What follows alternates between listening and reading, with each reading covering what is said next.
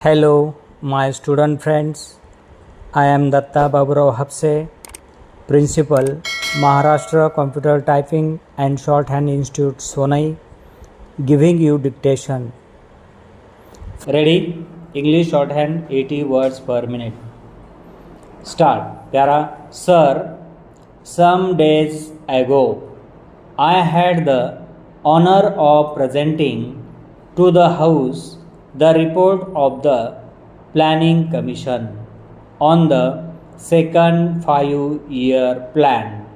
I presume that many members have read it since then, either fully or in parts.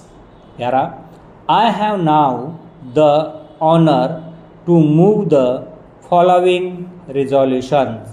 This House records its general approval of the principles, objectives, and programs of development contained in the second 5-year plan as prepared by the Planning Commission.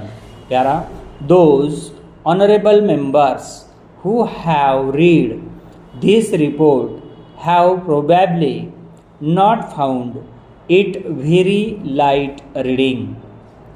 A report of this type can hardly be termed light reading, although I believe there are many parts of it which are exciting reading. Few of us can say that we agree with every single word in this report and with every single proposal. A report of this type is the product of the labor of a great many persons, not only members of the Planning Commission, but a vast number of other people who have been consulted. Among them are experts of our own country and of foreign countries and other representing various interests and professions in the country. As with all joint products, there are an attempt to meet different viewpoints. I hope this House will view the report as a whole, keeping in mind the unity of approach, objectives, methods, and principles underlying it, and not so much the details. It is open, of course, to any honorable member to criticize or to make suggestions in regard to any part of the report, whether it be principles or details. But I submit that the important thing is to get hold of the main principles.